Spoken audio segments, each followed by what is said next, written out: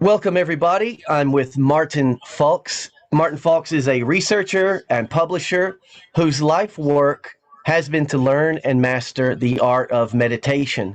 This process has taken him across the world to study under Hermetic and Rosicrucian masters in Bohemia and to masters of Chinese Taoism, Indian yoga, and even to the legendary Yamabushi monks in the mountains of Japan. As general manager of Lewis Masonic, the world's largest Masonic publisher, Martin has helped publish works such as The Emerald Tablet, The Hermetic Art of Memory, and Shugendo, The Way of the Mountain Monks.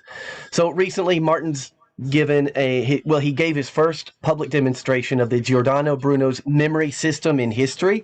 So we're pleased to welcome Martin today at the University of Reason to talk on the Hermetic art of memory as a path to enlightenment. Thank you for joining us, Martin. Wonderful to be here, Chris, and thank you for such a superb introduction. Now, in that introduction, you heard about the different disciplines that you can learn in different countries and different traditions. Modernly, there's a fascination in the West with Eastern techniques. For many years, we've been very excited about yoga and about Buddhism and the native traditions of these faraway places. But today, we're going to go on a journey into the past to a different time, a time when the fascination was with the West. During the Renaissance, Europe was intrigued, enlightened, and involved in rediscovering and regenerating those traditions which had been neglected in the modern day. This is a time when you'd be far more likely to be reading the works of Plotinus to learn meditation, or meditatio, as the Latin would be, and far more encouraged to be practicing gymnastics or the exercises of the Pythagoreans to keep your physical body in shape. So we're going to discover some native Western traditions from various different currents and explore them practically. Now, the practical part, this is very important. I'm speaking to you not as a historian, though I love the study of history, or just as a person with great interest in the underlying mechanisms behind things. I'm first and foremost a practitioner. So everything that you hear about today is something that I've explored, something that I've taken part in. When other people spend the evenings watching television or spending time with friends, I'm practicing Renaissance memory techniques or focusing in on ancient Greek methods of enlightenment. So when it comes to our question answers or during the exploration, keep that context. There's nothing I'm mentioning I haven't tried out. Now, they say a picture is worth 1,000 words, and you don't want me to talk that long. So I have a slideshow for you, which I'm going to start now.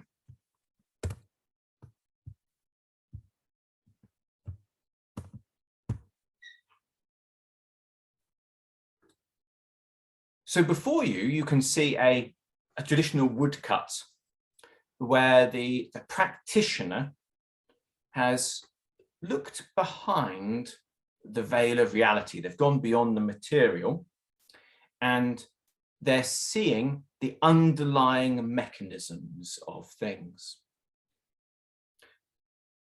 During the Renaissance, the goal of our practices was slightly different than you might see modern associations with spirituality.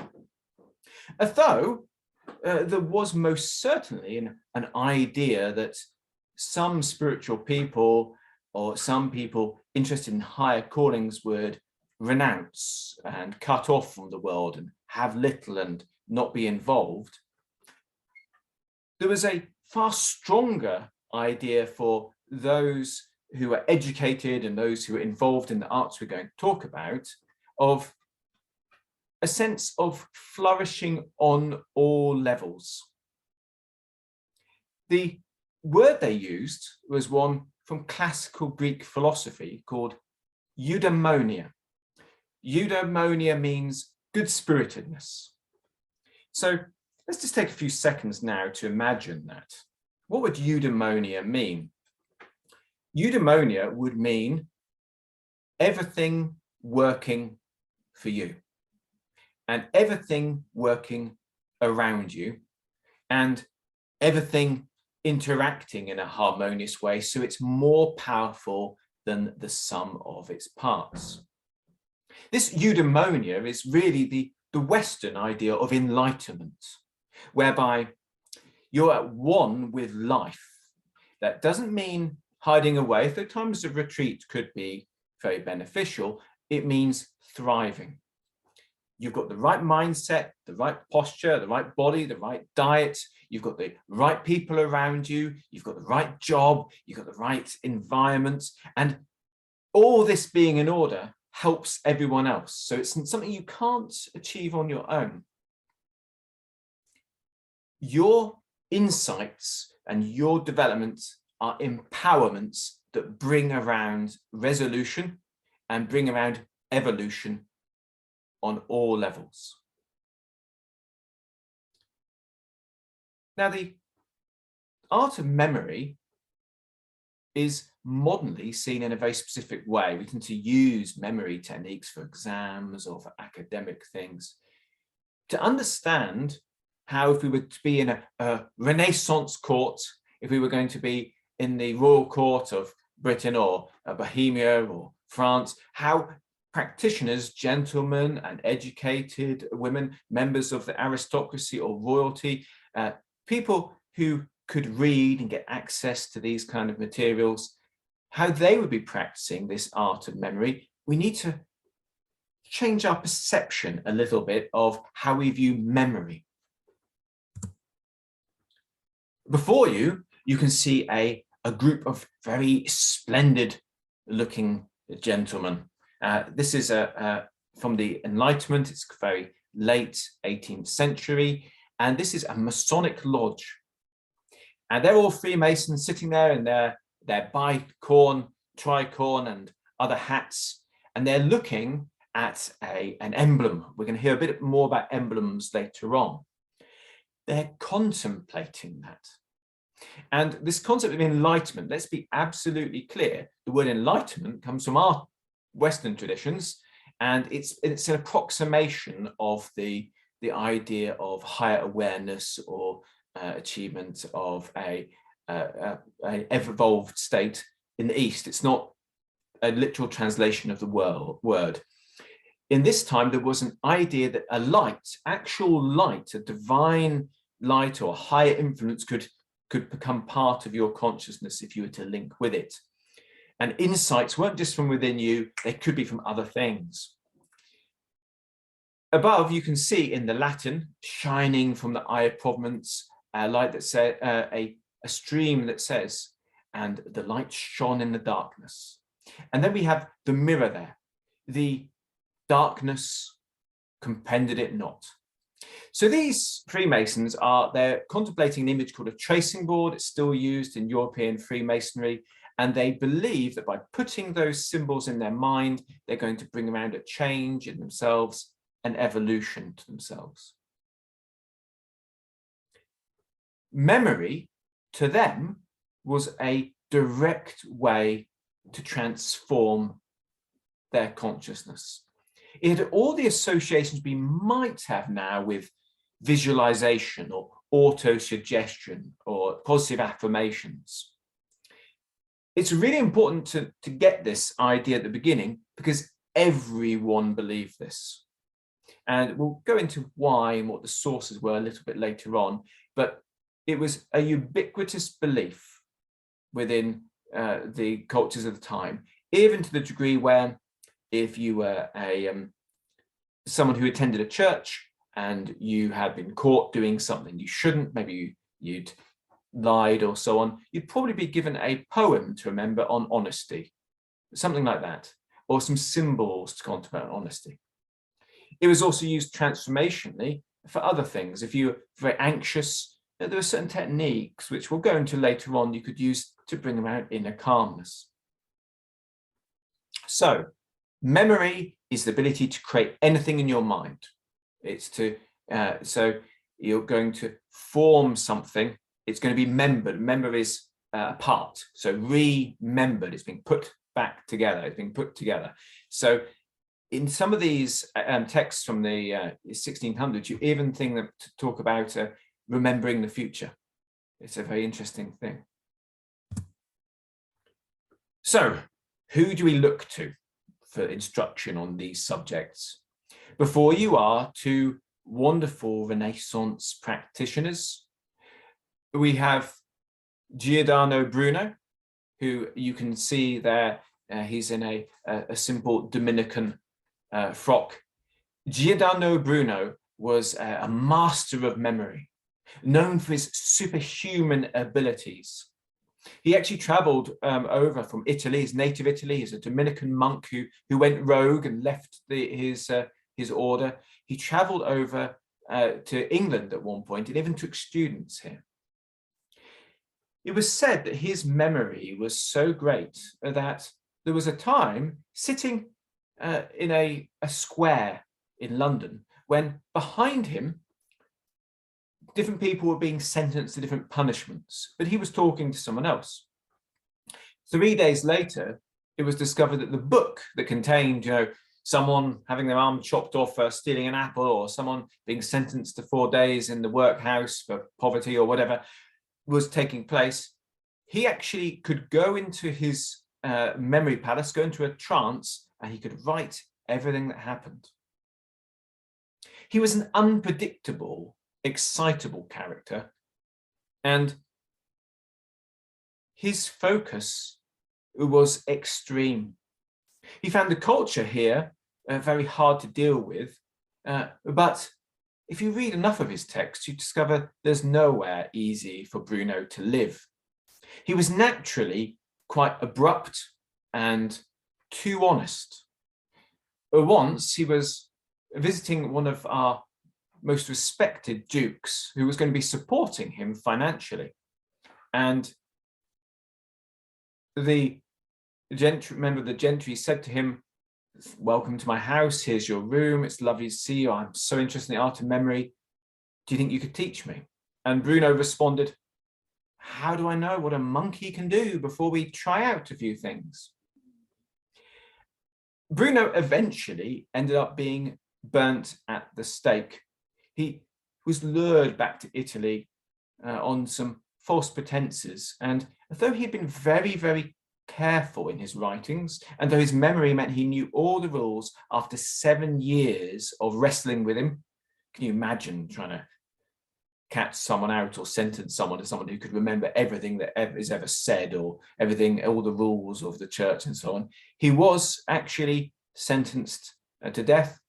And the crime they got him for wasn't a hermetic belief or something away from Christian doctrine in that sense. It was he wouldn't recant the belief. He thought the sun was a star, and they were all the same thing. It was just a close-up star. Bruno was very much of concentration. He was like a Zen master of memory. Robert Fludd, however, was very different. For Fludd, it was all heart-based. Robert Fludd was probably genuinely a Rosicrucian, a member of a secret Christian brotherhood that taught techniques that were said to be the secret methods that the apostles themselves had learned from Jesus. There's a tantalizing hint in the Bible that there are parables for others, but direct teachings for the direct students. And for Fludd, it was all heart-based. It was all about connecting with the right things, with the right resonance. Fludd is here to teach us a little bit about that, by making sure that you are connecting with the right words, the right images, the right teachings for you to thrive. Is there a book in your house which is completely contrary to your beliefs? Flood thought everything was a talisman. Other people around you who are pulling you down, Flood thought the resonance was very, very important, and that people put too much stock in paying attention to finding special things when everything was special and divine. These are our two teachers, and they will help guide you through this process.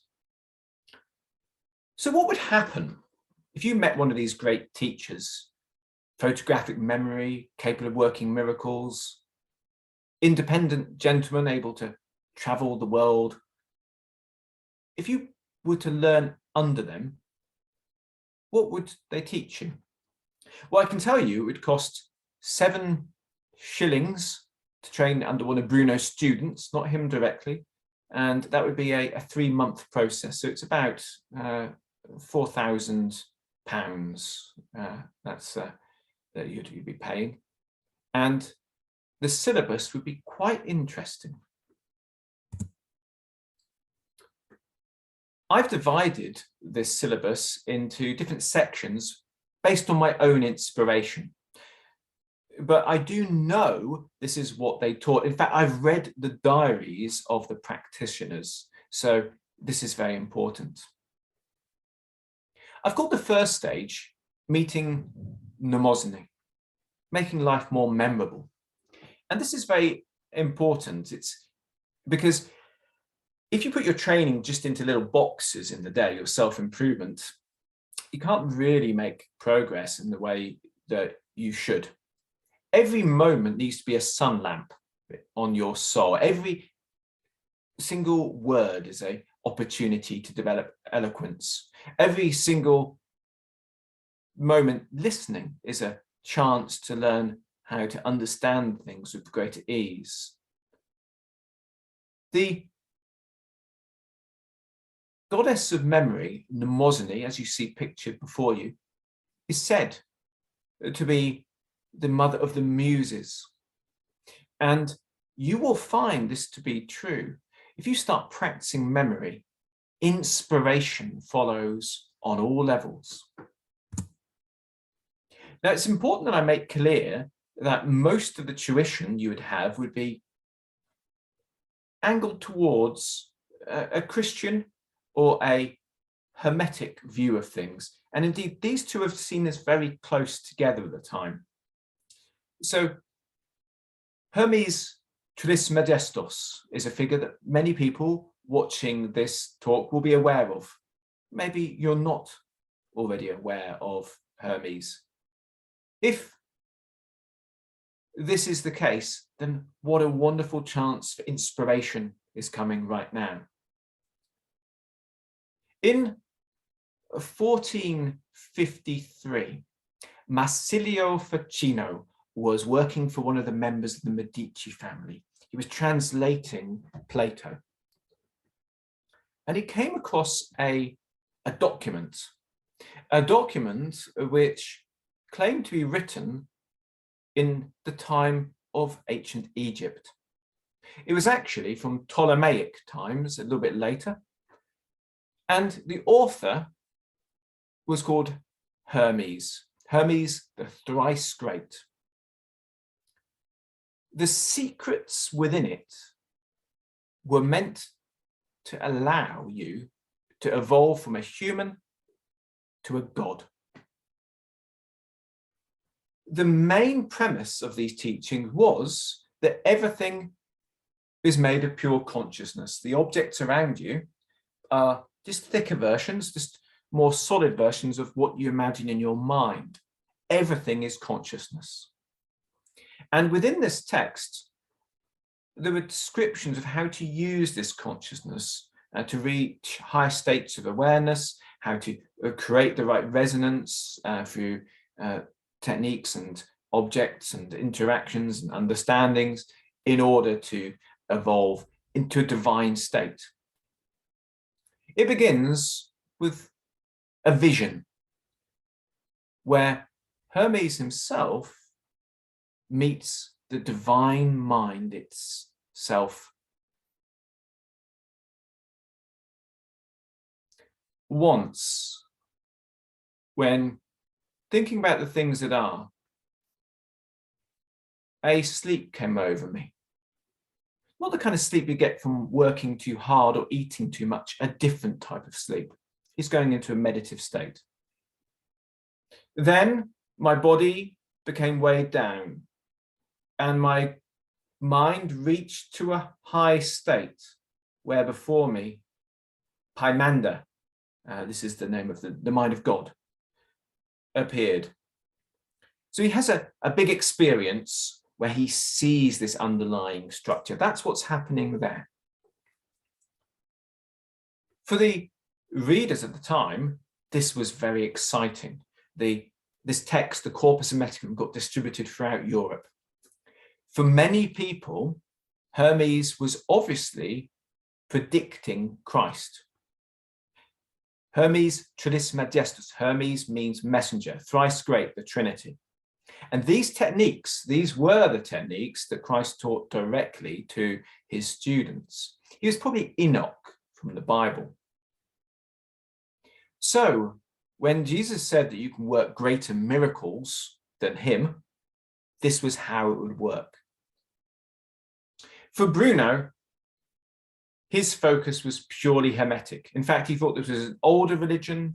He thought that we needed to get rid of Christianity and that it was focused on the wrong ideals. But for Flood, Christianity was the fulfillment. And your evolution, your eudaimonia, needed to be one following the gospel. So kind of put those together as we go along. We have these two different currents, sometimes combining, sometimes in contrast.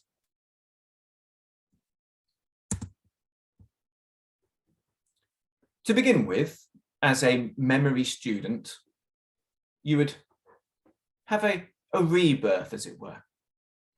Probably a set of vows, but most certainly some examples to follow.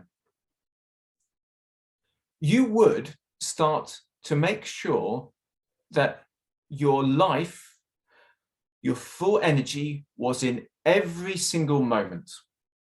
There's no more practice for you. There's no more tomorrow. I'm going to do this tomorrow. I'm going to put this. No, now is when you apply your full ability and excellence. Now, this may seem very simple, but it's beautifully purifying.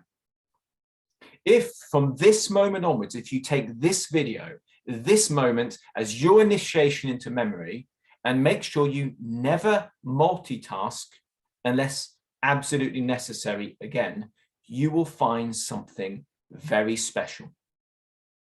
You'll find that a lot of your life, you haven't really been there.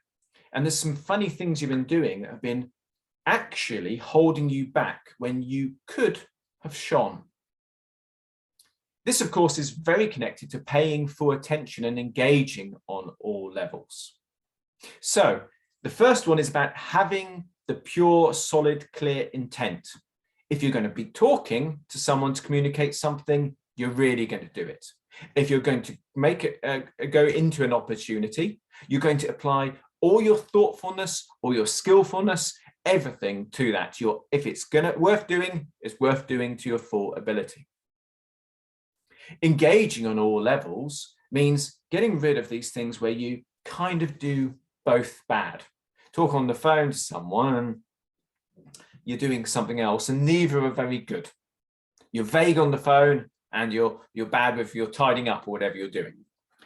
You're going to get rid of all these things where you put background music on and you're writing things and the words are, you're getting in the way. And this may be uncomfortable for many reasons to begin with, but you start to see your real intent behind things a lot more. Why is it that I don't think it's valuable enough to do on its own? If I'm putting something on television when I'm doing this work, which is the one that's not valuable? Because obviously this work isn't important enough for me to put my whole ability in, and obviously that's not interesting enough to watch. One of them's got to go. Now, this leads, as all these points do, to the next section. What happens here is miraculous. Soon, when you're chopping vegetables to cook, this is so accurate and so precise because you're fully doing it, trying to get them equal lengths. You don't know it, but you're training your coordination. When you're coming into the house and the children are sleeping and you're a bit late and you really attempt to be quiet, most people don't even attempt it properly. You really attempt it. You're stealth training. Yeah. When you're going to be talking to someone about something uncomfortable and you take just a few minutes to kind of get their mood, you're learning to tune into them.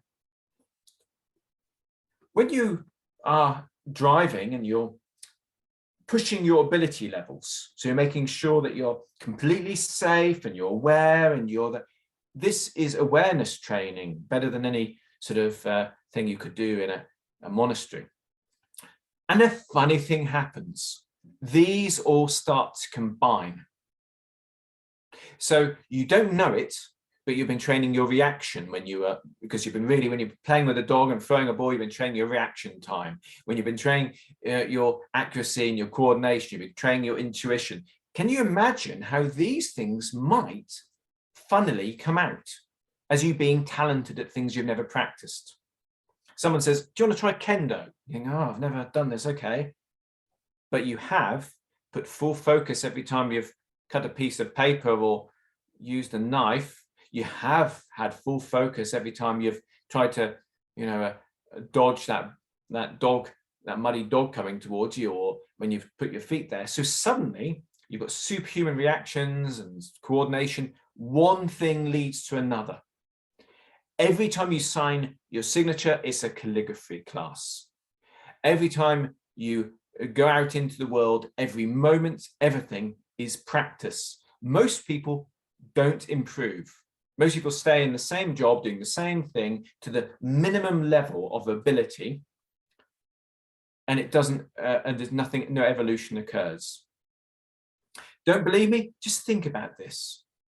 Go to your nearest bar and talk to the people there, and you'll find someone who's been working there 8 years. 8 years. 8 years of 8 hours a day or whatever their workload is of doing that in the bar.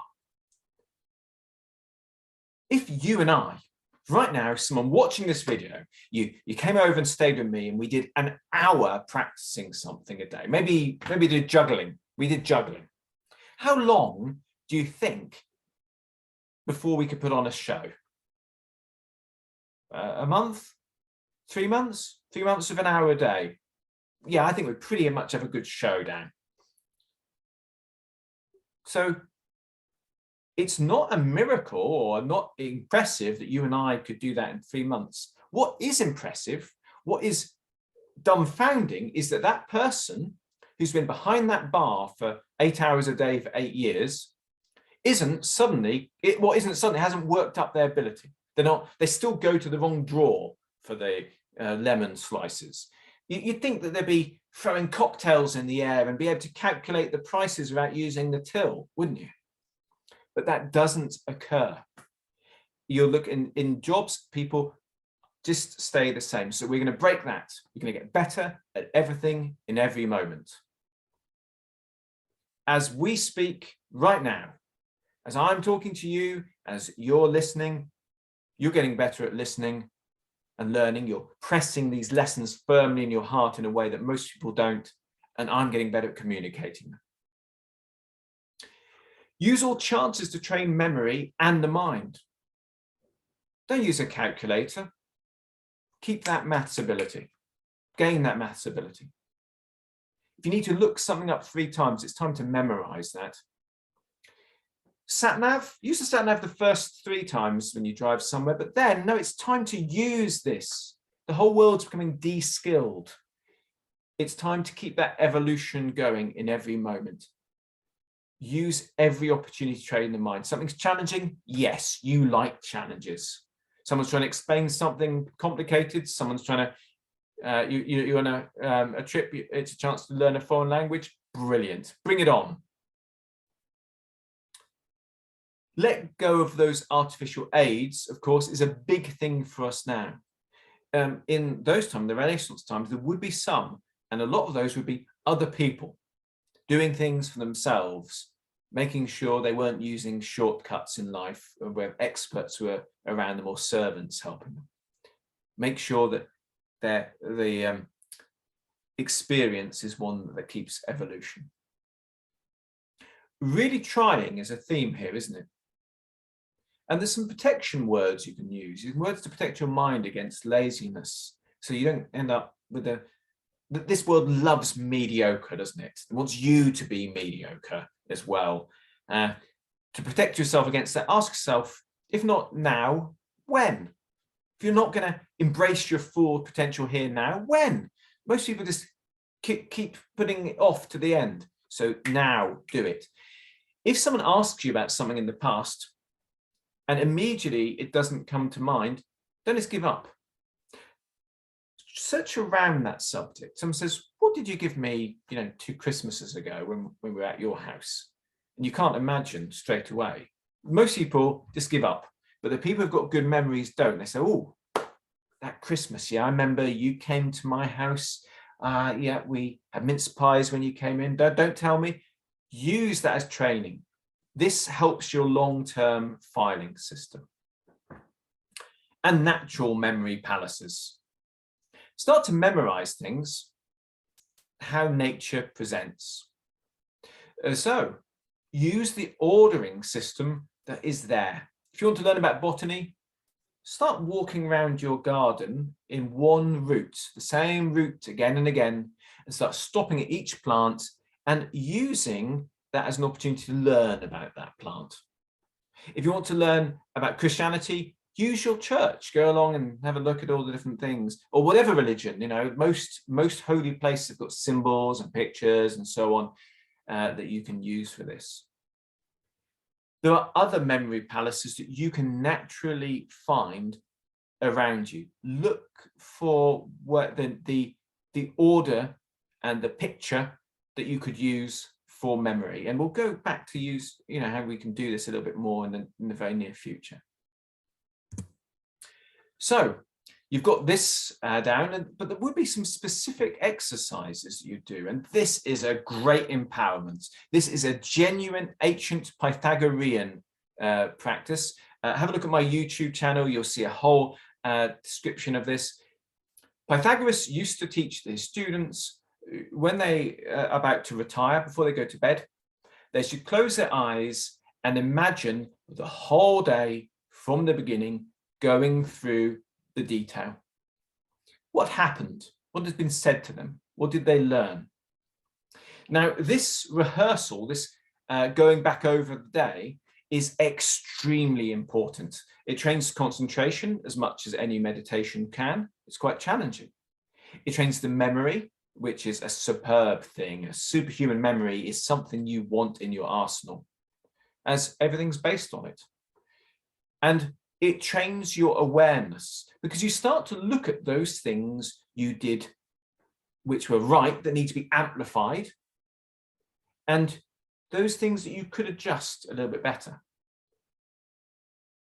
Just think how important that is, the ability to adjust things which are small but powerful. Could it be that there's a little mistake that you're making each and every day that is getting in the way of big success? Could it be that there's a great opportunity in just upping what you're doing slightly? Is there a small routine that can just bring a bit more success? What if this amplification of all the good things leads to something bigger than the sum of its parts? And if you're working on a particular quality, if you want to be more polite, or if you want to be more ambitious or more calm, you can look through the day and you can congratulate yourself whenever you express this, and you can imagine how you could do things better. This is a powerful message to your mind. Now, another advantage of this, which is really beautiful, your Pythagorean meditation also slows down time a bit. You're experiencing every day twice. And do you remember when you were young and things were a bit more bit more varied and interesting? It gets that feel. So time is a little bit slower, your experience of time. It's like your life is not rushing away so much. Wonderful exercise. So some memory teachers would ask you to do this. Others would ask you something, this name is something I've derived because they said that this was a technique from Druidry. The Druids, of course, were known for memory techniques. We have in Tacitus the idea that they could recite 300 hours of poetry, that kind of thing. So a Druid memory walk would be once a day. You would walk down a street or through a forest and so on, trying to observe everything. And when you get to the end, maybe when you get home or something like that, you stop and you go through everything that you saw. What trees they were, what colors the cars were, what colors the doors were, what numbers, what were the different shops, or what were the different plants, what animals did you see? This is a very powerful technique because in the moment you need to be aware when you're walking, but you need to improve your recall in order to perform it.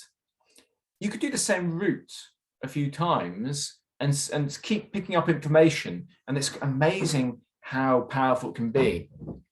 I actually practiced this in my own town, and it was a bit strange for people to begin with seeing me walk the same route every day in such a, people in the houses, because you're observing small detail. I think it's that guy again, he's sort of here every day and pays unusual level of attention to things,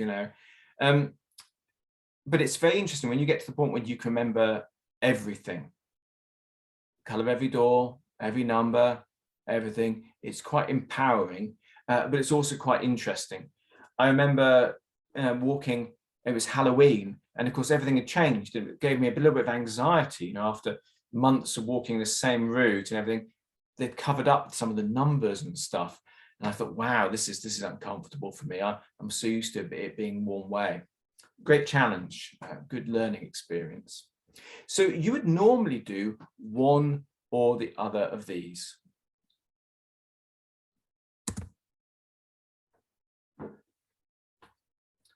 Now, how would you remember things if you need a bit of a hand?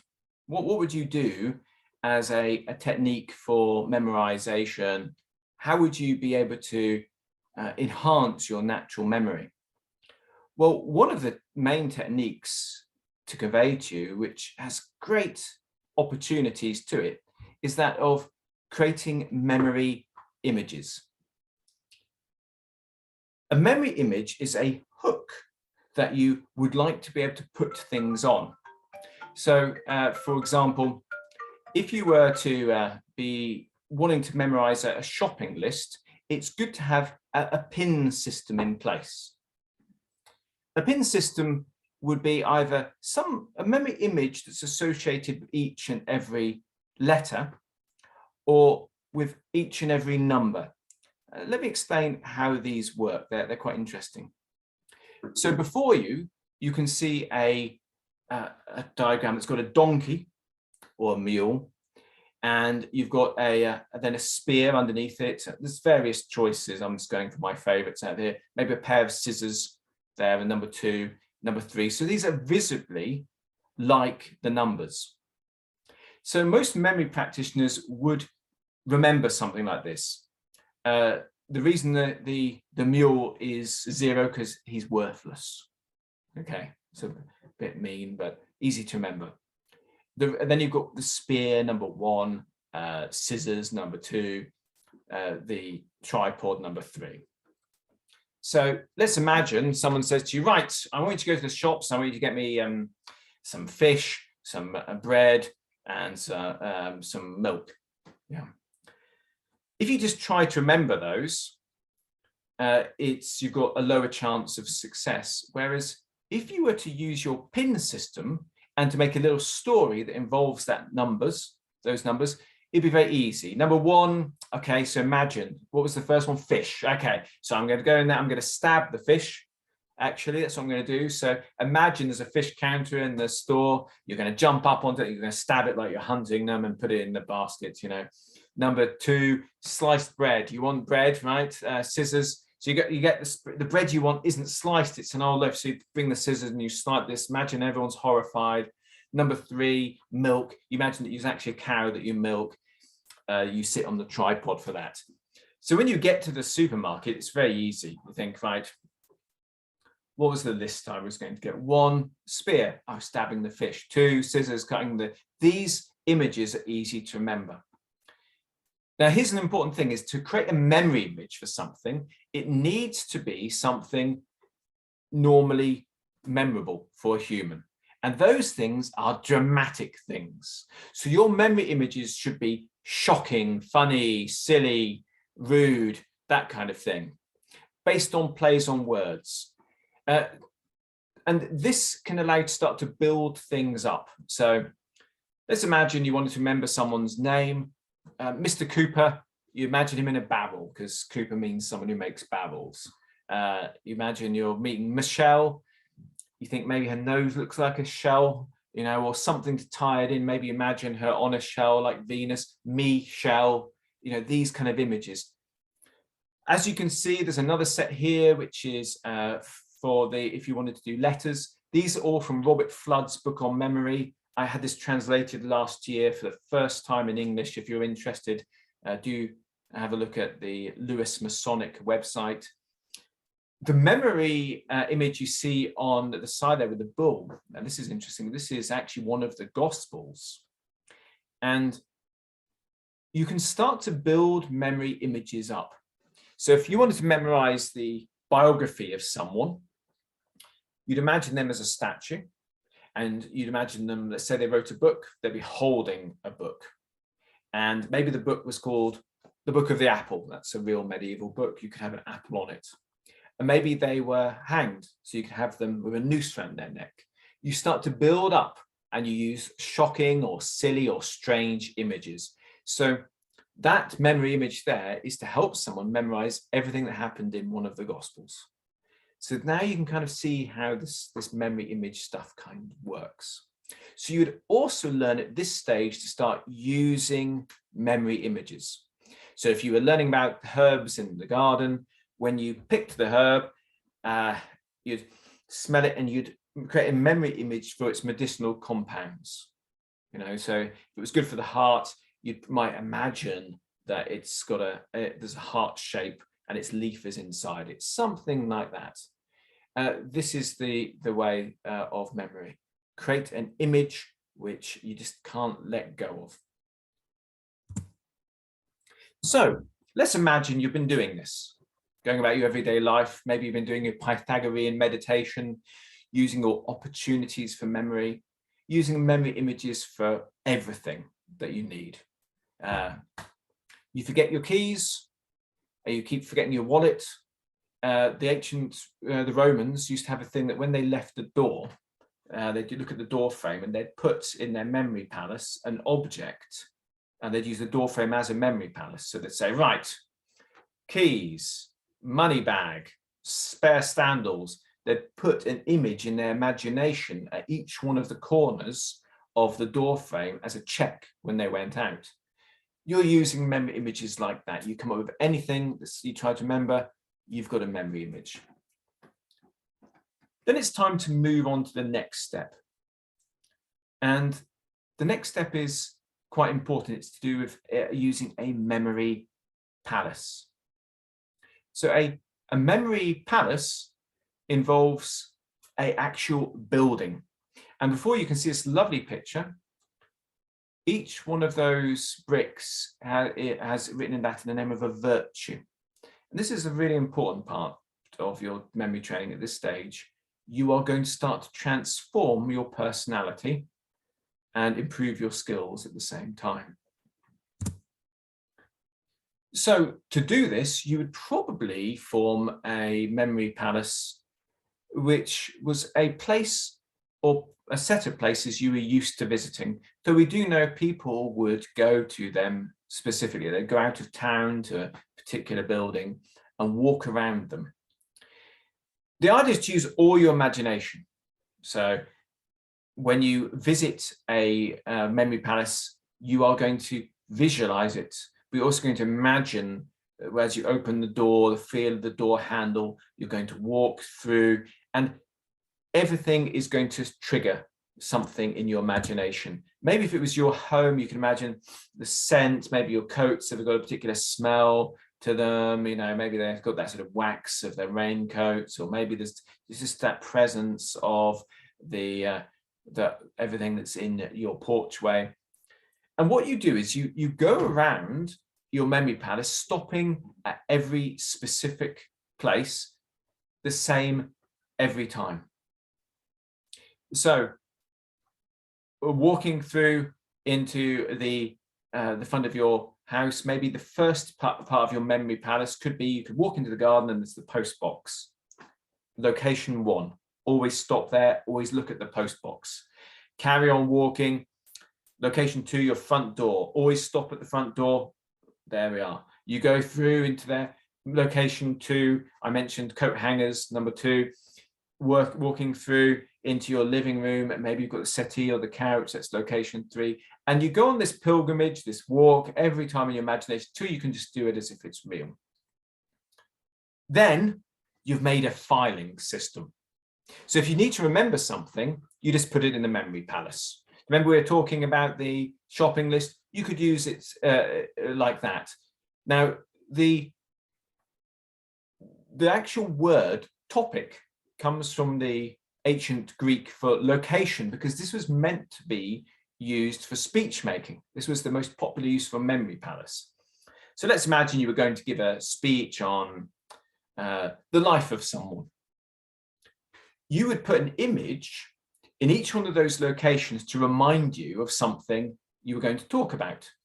Maybe the first thing you're going to talk about is where they were born. Let's imagine they were born in Paris. So you'd walk up to your letterbox, you open up, and it's got the Eiffel Tower in there. And you walk up to your house. Maybe the next thing you want to talk about is their job for a living. Let's imagine that for a living they raced cars.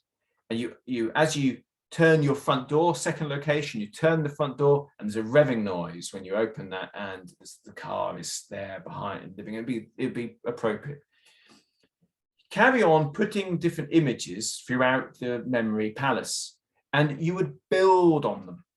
So let's imagine that person who was born in Paris, let's imagine that their mother was a flower seller. You'd add an image at the bottom of that, which had, was maybe an image of a flower, or maybe something that a woman who's pregnant with a flower in her belly button. Remember to make it silly or strange. So you'd add layers of imagery. Now, if you go to any European Christian church, you'll see they've done this for you. There are angels there, and in this hand they're holding this, and they're standing on this, and they're doing that, and they all have meaning, because this is how in Europe the memory systems traditionally worked. So you'd learn how to use these memory palaces. Now, the first published memory palace actually was using your house, but using your house in different colors. So a whole rainbow range. So you imagine you've got a red house and a yellow house, that was the first one. But memory palaces for specific things are important. Make sure they've got about 30 to 50 locations you stop at. Make sure there is no overlap. If you're going to use a front door, don't use the back door. They're too similar. Your mind will get confused. If you want to see memory palace being used in action, have a look at my YouTube channel, and you'll see me memorizing a whole pack of cards with this method, where you have an image per card put in each location. Now, here's an important thing. It doesn't have to be a building. Some people use a painting of all the different symbols or things on them. Some people have used their own body as memory palaces, memorizing a different note or a different lesson. It's really about having a spatial place to remember things, and it works because that's how your mind works.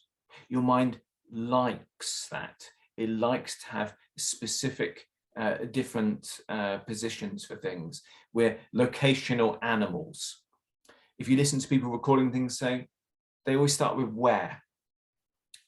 So do you remember when we were at this place? That's the beginning of the recollection, where location is the key to memory.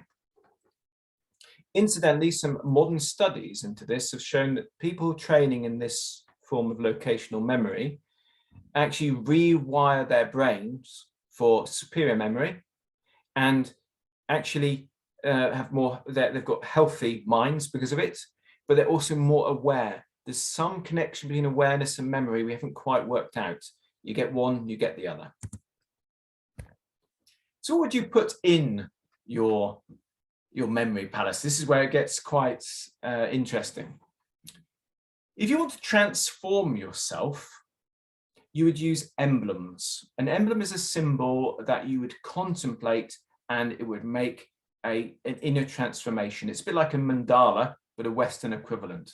And I've deliberately chosen 3 really interesting, really unusual looking emblems here. So this is something you would probably have in a book or painting, or you'd even have a pack of cards. Used to publish packs of cards, which are self-improvement cards. You put them in your pocket, and each day you'd be contemplating that symbol, and it would bring an inner transformation. The idea is that you can put this symbol into your mind, and that this is like a seed that will grow.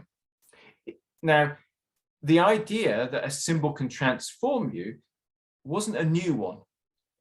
It's one that they gained from their Renaissance studies. It was something they found the ancients used to practice. And the key would be to puzzle things out.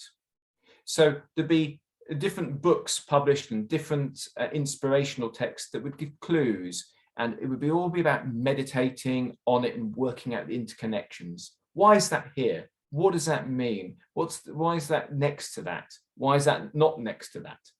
It would be a deep inspiration. Now, it's worth noting at this point that there were particular books which are just for helping with normal things.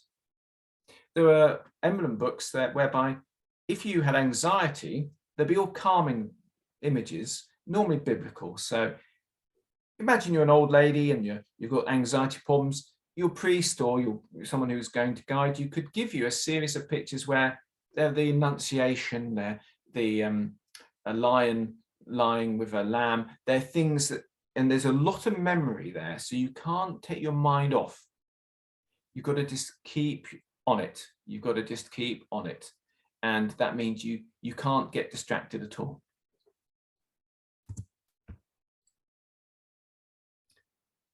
The first memory text ever known actually used this. It's a mysterious work called Disuai Logi. It's from about 422 BC, so it's very old. And Disuai Logi, I read this and I don't know if they're laughing at me, the people who wrote it, because Disuai Logi means contemplating someone's opposing views. But the text reads like a parody of the sophist philosophy and view, almost like it's trying to mock that. So is it someone writing the other person's view? I don't know. It's very strange. But it has a section on making memory palaces. And in those memory palaces, they're putting images that will transform and improve them. If you want to be more heroic, memorize Achilles. Put his figure in your mind, memorize everything about him, where his spear came from, what his shield was like, that kind of thing. If you want to be more brave, imagine yourself, I thought that was quite interesting, as a lion. Put that in your memory palace and remember everything about the animal. And this is almost like a shamanic thing. You're going to take on its qualities, learning, looking, and really putting this so it becomes part of your deep mind. Later on, we see descriptions of people using this and a philosophy forming. Now, I'm not going to go too deeply into this here, but St. Thomas Aquinas probably from his teacher, St. Albert the Great, Albertus Magnus, had a clear vision of how this would work. For him, it was absolutely sure that if you memorized the image, it would go into your subconscious. They didn't have the word subconscious there. They used to use the term estimative abilities. It goes into a part of your mind that holds on to things. So a bit like if you had a big experience. Let's imagine you're bitten by a wolf. That's actually the example that is used in St. Thomas Aquinas's commentary on De Anima by Aristotle. You've been by a wolf, you don't need to learn again to be cautious at night. You're always a little bit more aware going through that. If you were to memorize the image and had these lovely memory palaces like this, you could buy a picture of an angel and every single one of its feathers was a bit you'd memorize about its qualities. The angel, if you memorize an angel of truth, you'd become more truthful. It'd be like that. It would go into your mind, into your deep mind, and carry on. But this, of course, is a very ancient concept, and for some people, there are higher possibilities. The Hermeticists believed that your path was divided into two parts, the square and the curved. The square is this stage, and we can see this is Robert Flood's square memory palace and Giordano Bruno's. The square stage is the one where you are going to balance the elements of earth, air, fire, and water. You're going to be as solid, firm, and stable as earth, but you're also going to be as fluid and adaptable as water. You're going to be as airy and intellectual as the wind itself, and you're going to be as fiery and ambitious as flames. By having all these four elements, you become more flexible. Just think how some people around you might be stuck in one element. Maybe someone's always being aggressive, and it works in many parts of their job. You know, they're a stockbroker and aggressive works. But then if they're trying to talk, through emotional stuff with their wife or their daughter, they try to use aggression, it doesn't work. I think there are some people who can't be fiery when they need to be, and they're always in retreat. They're always looking for an emotional out. Maybe some people can't be so firm. So these elements are very important. Now, the memory palace Flood is using, he's using the angels of the elements, Uriel, Gabriel, Michael, and Raphael. And these actually got the demons which would oppose you in the world as the opposition here. So this is where it gets to a sort of a borderline between memory and mysticism, where you're almost summoning these angels into you through your memory palace. And this is going to enhance you and bring this sort of divine blessing. Bruno's is more symbolic. You can see someone in each element in a garden exemplifying them. So it's also almost like more contemplating the element and becoming at one with it in order to bring this balance around. Now, these memory images came from earlier time. One of the first sort of illustrated books that were distributed in medieval times, so this is, back to sort of the 10th century, were what they call bestiaries. Inspired by the book of Job that said that all animals could teach you, there were books that you could buy if you could afford them, because they're very, very rare and very expensive at the time. So if you were a knight, or if you were a member of the royal court in the castle, or maybe a very wealthy merchant, you could have one of these. And each one of these images before you is a lesson in an animal. And it's very strange, actually, when you look at these, because they've got real animals and made up ones, or fictional ones or legendary ones mixed up. And it's hard to tell historically whether these are there because they're easy to remember. Remember I said the images have to be shocking or emotional or silly or whatever, or whether they actually did believe, medieval people thought that these were in foreign countries because they hadn't seen some of these things, or they hadn't seen, a real rhinoceros or whatever. So let me just take you through these. You'll find them easy to remember. So before you, the first animal you can see there is a panther. The panther, as you know, is a rainbow-coloured cat, which has a scent that comes from its mouth that makes everyone happy around it, apart from dragons, who are their arch nemesis. This, of course, teaches you that goodness brings goodness. There's the cinnamon log. You know, the cinnamon comes from, can only be gathered by a very special bird that you have to knock out of the tree to get it. This, of course, could be used as a lesson to learn that valuable things can only be sought over by high aspirations. And then we see the bonacon. Bonacon is native to many European countries. It is an animal that can fire, I kid you not, flames from its rear end, even flaming dung, to defend itself. You can see the bonacon there is using its scent to try to defend itself. Then we can see the Yale. The Yale is that looks kind of like a cross between a cow and a deer there. The Yale can move its different horns to fence with you. It can defend and it can fence. A salamander, you know, the lizards that live in flames in your fireplace. A bear. Have you heard the term licked into shape? That'll really lick them into shape. Don't know if that's used beyond England. That's because there was a belief at the time that bears would shape their young. They came out just as blobs and they'd shape their young. And then we have the serpent at the end, the adder, there's a type of snake native to Great Britain, puts its tail in its ear to stop being charmed. Now, this would be a memory palace of sorts, and each emblem would help you be a good Christian.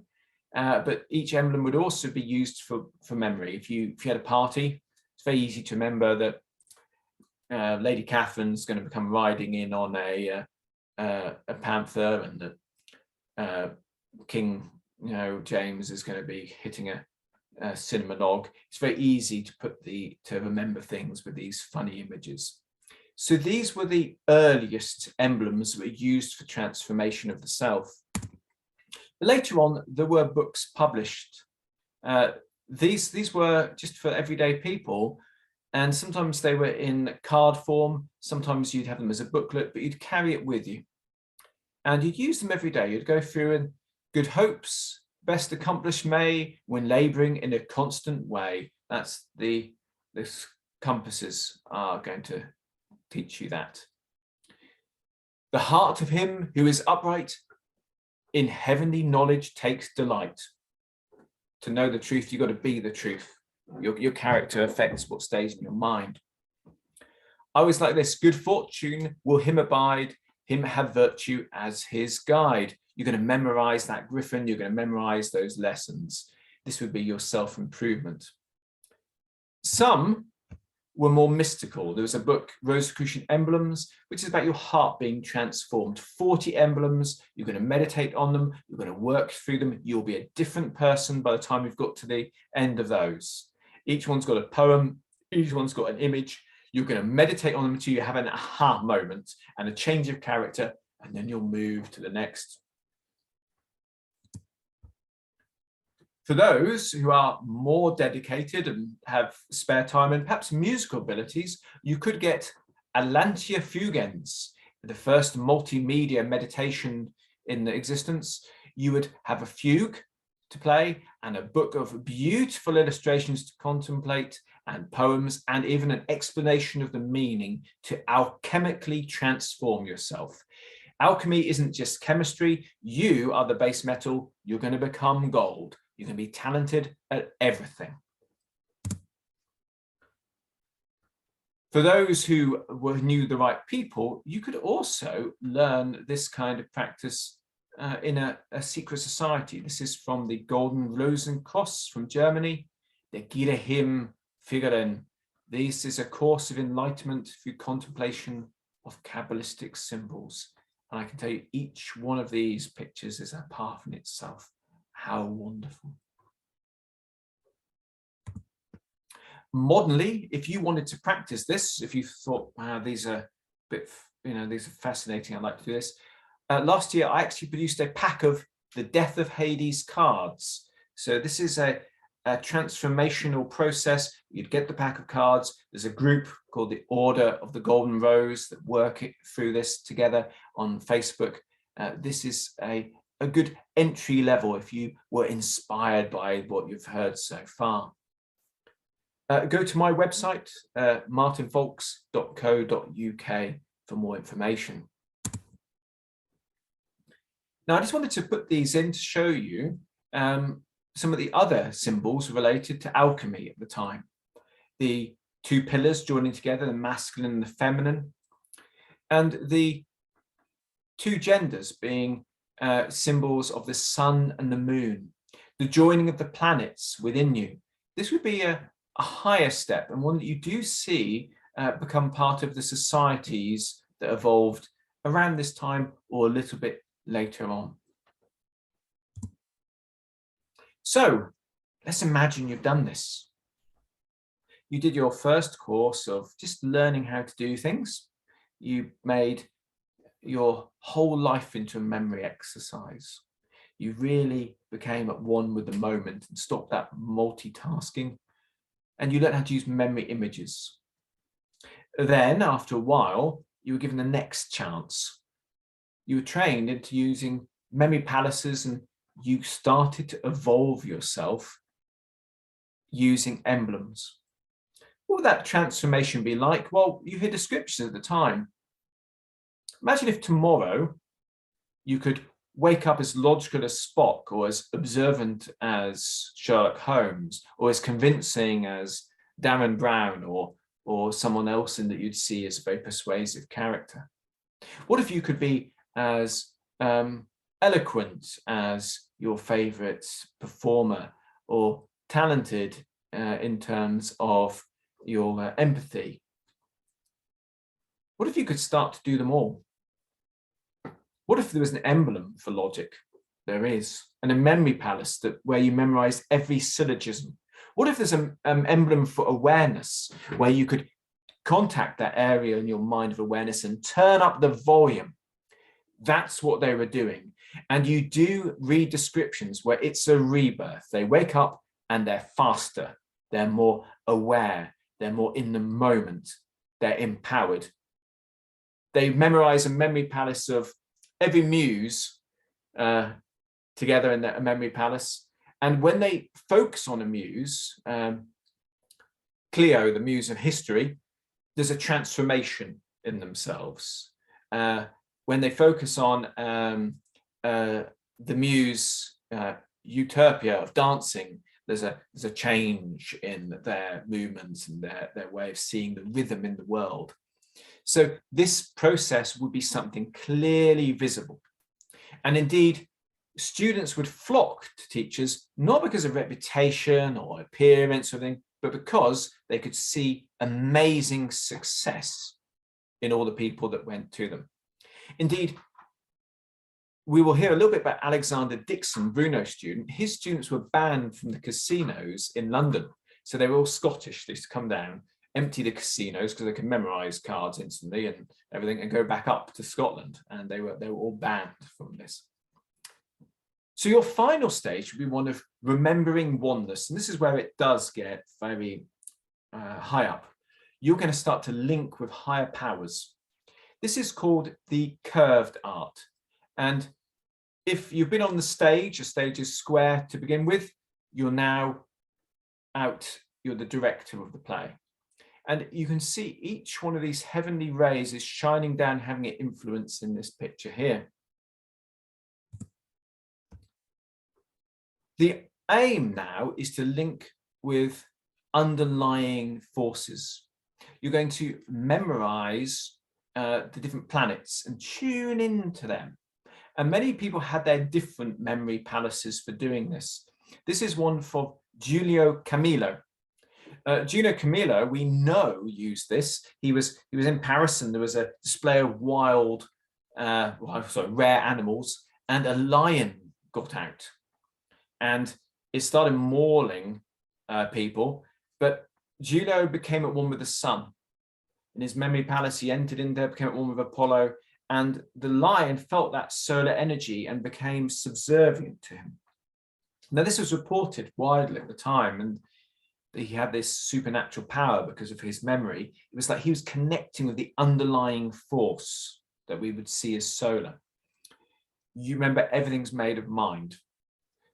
So this is completely plausible if everything is consciousness. Now, I think this did happen because not only did everyone report it, but there's actually a private diary of one of his friends who was with him.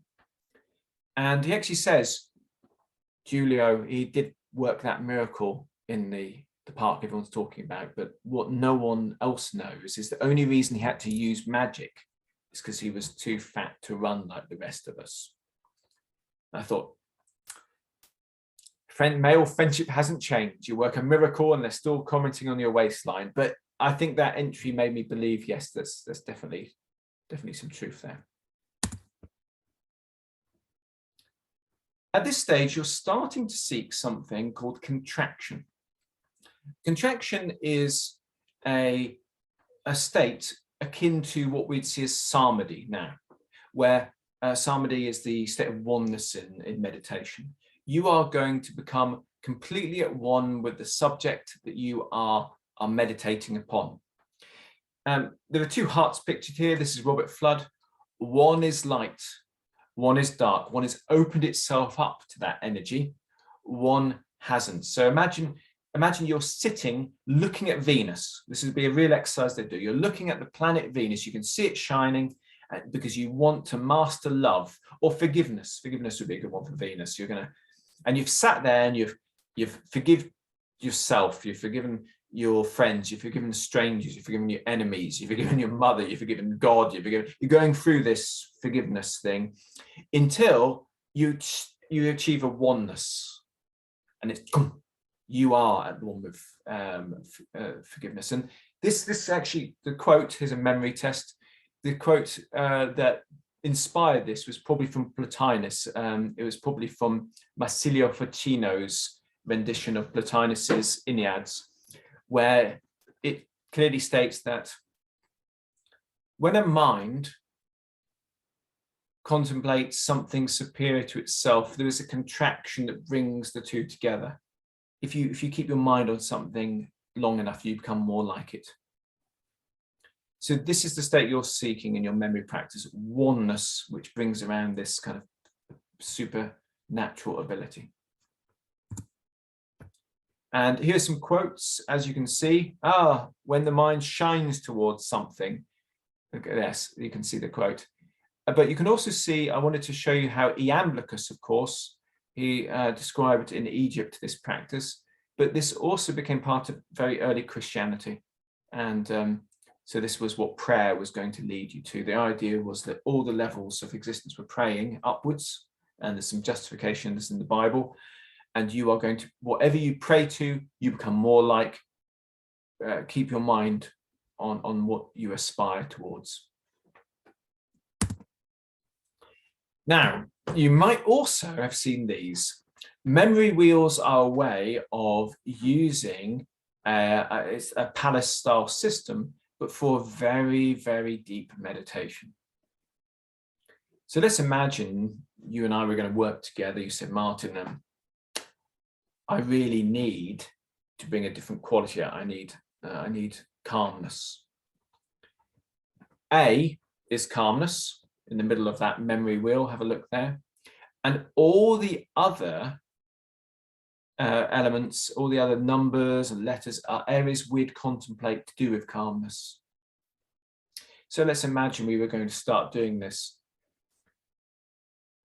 Calmness. Can you imagine calmness of your body? Yeah, you can. Can you imagine calmness of someone you love next to you?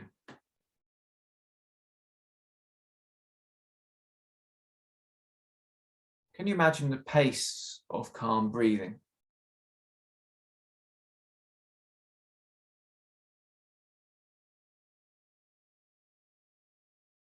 Can you imagine a scent that's calming? And this would go on and on and on. So this is a way that someone without the kind of practice levels that in sort of yoga or traditional techniques, you need to learn to have an unwavering mind, because you're changing the subject a little bit all the time. You can keep your mind on this, completely on this, and you can sit there for a considerable amount of time doing this. Now, this is very simple. The memory wheel I was talking about with the A in the middle, it's a very simple memory wheel. The one on the other side, this is actually Giordano Bruno's memory wheel. It's a memory wheel that has, each one of these has a very advanced abstract association. The letter H on the second wheel in, for example, is the 4 different levels of Aristotelian original causes. A on the outside one is the idea that you can sit under the shadow or influence of something and it can change you. B on that is the idea that there's a 2 levels to things. There's a original light that created things, and then there's the world soul, which is a reflection of it. This is, it's very like that. Each sometimes there's a memory palace in the letter, and as you can see, it doesn't just use English. There's Hebrew, in this one is Greek, but in some other versions you have Hebrew letters as well. Oh, this is the one that's got Hebrew. I can see it. Yeah. So this memory wheel, it was thought originally wasn't possible to memorize and turn, and that only Bruno himself could do it, because he was, a real talented person. And you heard in my introduction that Chris finally put that last year I demonstrated this wheel. So imagine this, I spent 6.5 months, maybe a little bit longer, every single night, an hour and a half of memorization, till I had all those letters down and what they meant, clear image. And then what you need to do is you need to rotate the wheel and combine them. What does A, B, and but you have to combine those letters and find a new meaning through contemplation. It's a big thing. I'll share the links if you want to see the demonstration. But imagine this: you've got 600 people at a talk like this, and you're having to do it live. And there's no bluff. They can look it up. They can get Bruno's book and see if you've got it right. What is the shadow wheels letter R? It was an interesting test, very good for self-development. Now, we saw angels and hierarchies before. Do you remember those 4 archangels? Well, of course, there are 7 planetary angels. There are elemental and planetary forces. You master the elements first, then you're going to be moving towards angels, which are higher. And these practices are very subtle, very beautiful. And it's a lot about making sure you've got very pure, good intentions to get this far. Now, you'll see a lot of different hierarchies, not just angels. You also see things like this. This is Queen Elizabeth I, of course. She had her own court magician and astrologer, John Dee. And this is his memory palace called the hieroglyphic monad. What you do is you tune in and memorize, as in meditate 2 at 1 with each one of the planets. And then you combine them in this mystical figure within yourself. So you are all planets at once. That's the end. That's your enlightenment has been achieved. And then we have the golden chain. Can you contemplate and become at one with a mineral, a vegetable, an animal? Could you contemplate up in those levels, or the Kabbalistic tree?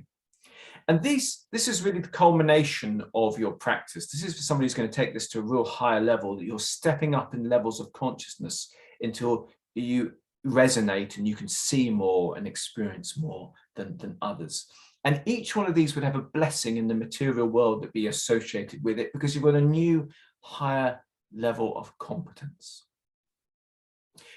So this would conclude your path, and it would be very carefully guided with a teacher until near the end, where individuality is very important.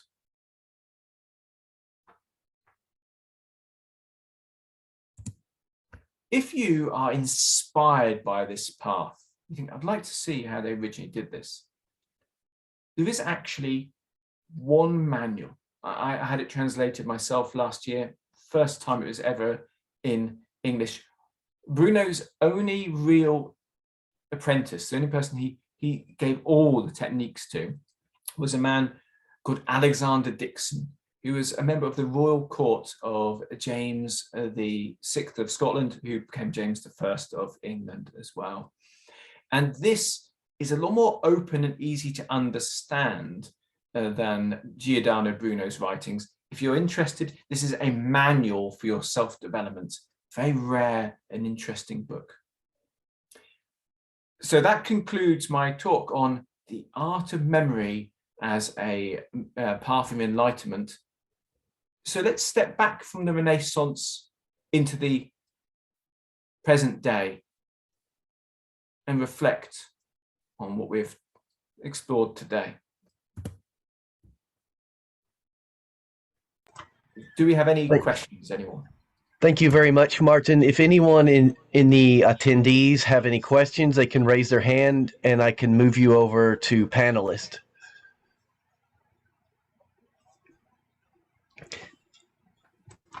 In the meantime, Martin, I do have a question myself. This is all a bit overwhelming. What would be the first most what would be your suggestion for the first most basic step, introduction to all of this? I want to improve my memory. Do we start creating our own memory palace? Would that be the first step?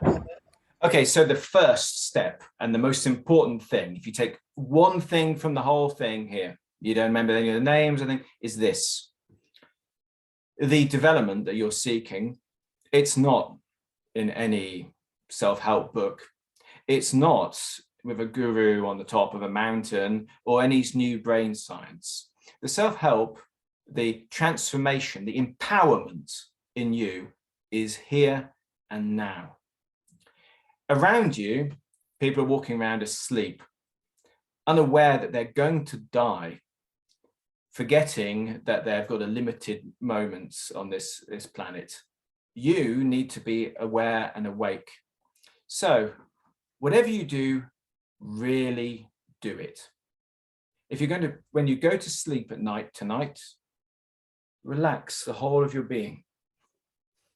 Visualize in yourself the whole of your muscles relaxing and imagine you're going to be regenerating that time. Whenever you choose a meal, calculate the best possible nutrition for this body, discipline yourself, show that excellence in that moment. You don't have another chance but in that moment. By doing this, your evolution is in every single thing. Everything becomes practice. You need to be imperturbable on the train because there's noisy people. That's good training. People would go to monasteries for that kind of training. You need to work tired. The power's in you. And this kind of attitude of self-empowerment is quite interesting. I think we had a quick talk, Chris, before we started about this. The people who are practicing this, they were a team. They were in the communities and a very exciting team, full of interest in everything. You know, so they'd be going to each other's houses saying, look, I've got this wonderful, I've got this stuffed polar bear. Have you ever seen a real polar bear?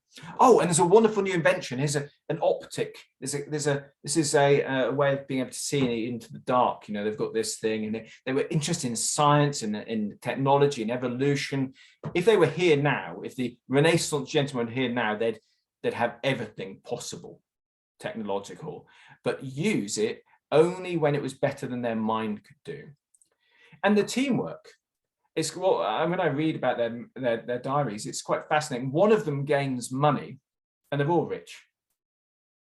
Imagine that, you know. So there's a team of like 30 of these all working on their path and doing things. And one of them gets a very rich benefactor that says, here's a palace or a castle. And immediately they all move in. And it's quite amazing to see that. So I think the attitude of empowerment is already there and it's in the moment. That's the beginning. Yeah, it really struck a chord with me, what you said about don't be multitasking, because that's always where I go wrong. And in fact, I always more likely fail because I can't really multitask yet when I'm doing it anyway. To be fully present is something I've always been trying to make more of an effort of doing. Well, anyway, thank you. Very, very interesting. Are there any more questions?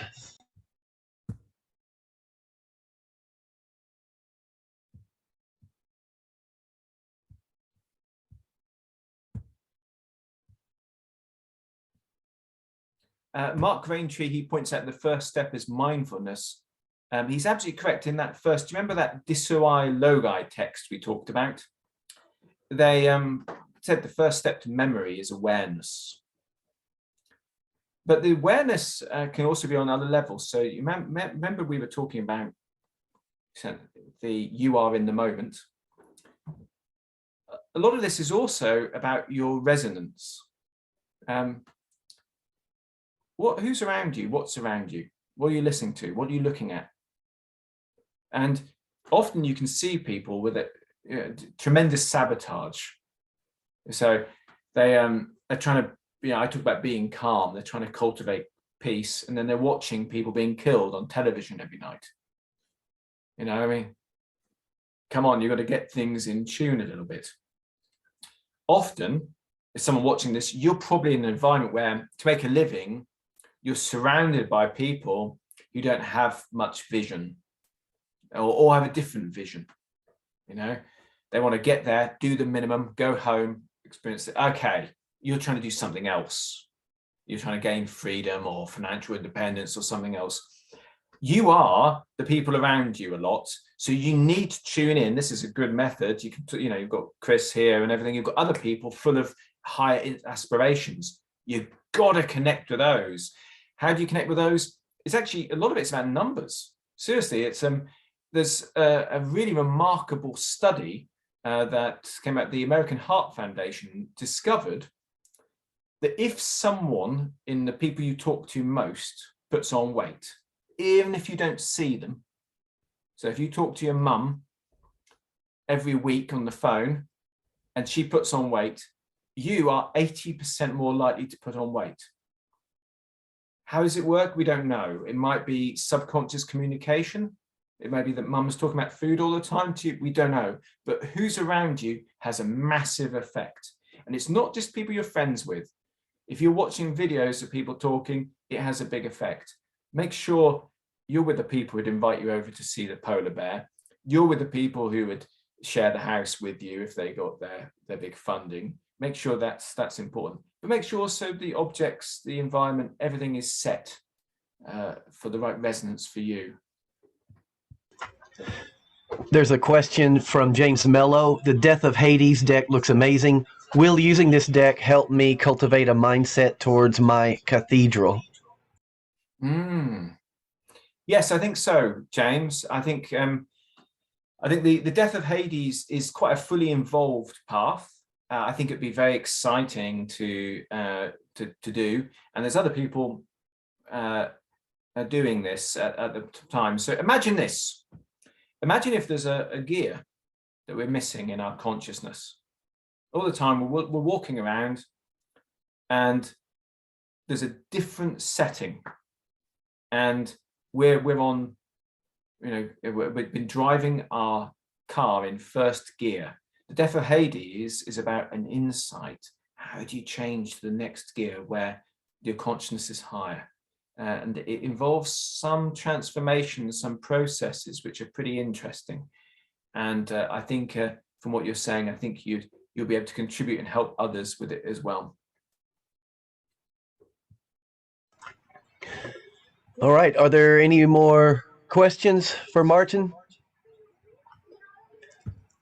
If not, Martin, I'm sure we'll be adding your links in there, but just to, for the audio, what's the best place that people can explore further what this is all about? Yes.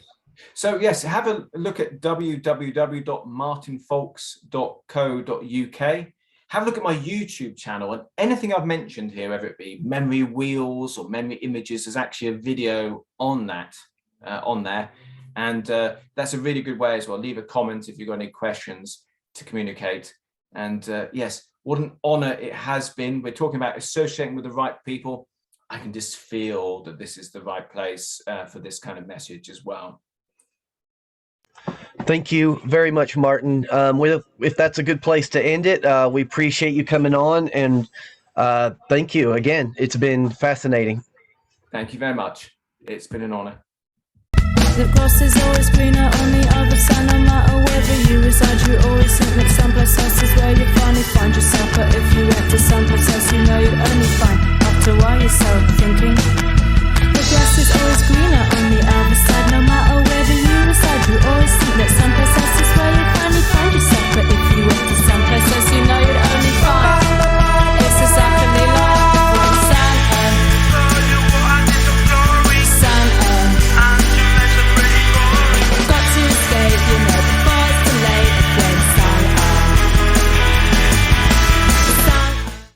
You've been listening to truthconduit.com with Chris McMillan. Go to the subscribe page and sign up to get notifications of the latest posts. And check out the support page to help keep it going.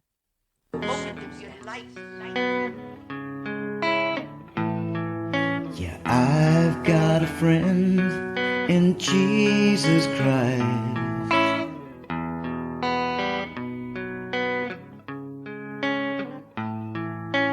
I've got a friend in Jesus Christ, and Krishna and Buddha and my bartender. What makes autonomy uniquely empowering? Autonomy is a self-help course unlike any other. Over the course of our 12-week program, you'll experience weekly live lectures from Richard Grove, specifically designed to equip you with the skills you need to set yourself free.